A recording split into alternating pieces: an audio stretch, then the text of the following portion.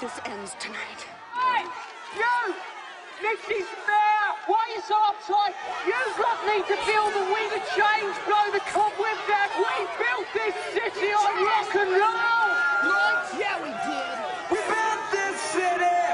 My grandfather's We father. built this city on rock and roll. Built this city.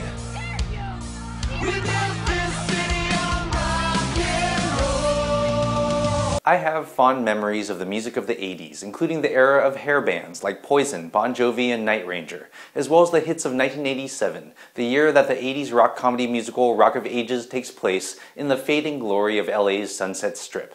The story revolves around a fictional club called the Bourbon Room, a once legendary venue owned by aging rocker Dennis, played by Alec Baldwin, with help from his British sidekick Lonnie, played by Russell Brand. With the Bourbon about to close due to unpaid taxes, Dennis's only hope is a big show by Stacey-Jax, an overindulging, spaced-out rock god played by Tom Cruise, whose band got their start at the Bourbon and is on the verge of breaking up at the urging of Stacey's sleazy manager, played by Paul Giamatti. A bar back at the Bourbon named Drew, played by Diego Boneta, has his own dreams of hair metal stardom, and he finds his inspiration with Sherry, a fresh-off-the-bus rock girl played by Julianne Hough, who apparently broke out of a Midwestern adorability laboratory and becomes a waitress at the Bourbon as well as Drew's girlfriend. Meanwhile, a moralizing conservative moms group led by the mayor's crusading wife, played by Catherine Zeta-Jones, is trying to get the Bourbon shut down in an effort to clean up and commercialize the strip, though destroying Stacey-Jax is her real obsession. Now, there were some things in Rock of Ages I really liked, but there were also things that were annoying or just plain weird. But what's weirdest is that what I liked and what I didn't like were often the same things. First, with a few exceptions, I generally don't like filmed musicals, especially when the music isn't original. That's because I'd much rather hear the original songs than an actor, even a talented one, doing their karaoke version. Plus, I can't get over the fact that in filmed musicals, everything is lip-synced, and I have a really hard time with people earnestly and spontaneously bursting into song, which would be a nightmare if it happened in real life and nothing would ever get done.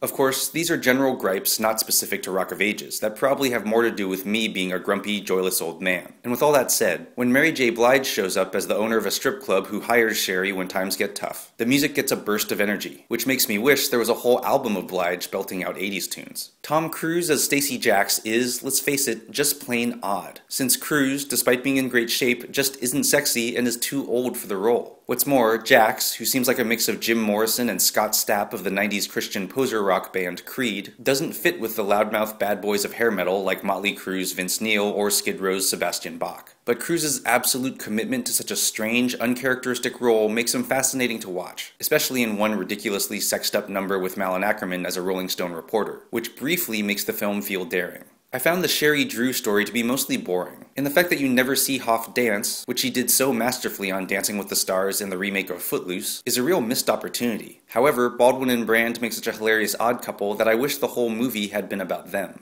Hopefully, conservatives will get in a tizzy about how they're portrayed, especially as their own sexual hypocrisy is revealed in the film. But it's important to laugh at what conservatives in the 80s were screeching about, since very little has changed, and, as with issues like gay marriage, we'll soon be laughing at how anyone could have been so backwards. But while Rock of Ages humorously identifies pop as the enemy of 80s rock, it was really bands like U2, REM, and eventually grunge and alternative that slammed the door on hair bands, when the conspicuous indulgence of the 80s proved empty and unsustainable, and we realized that there was more to life and music than just a good time.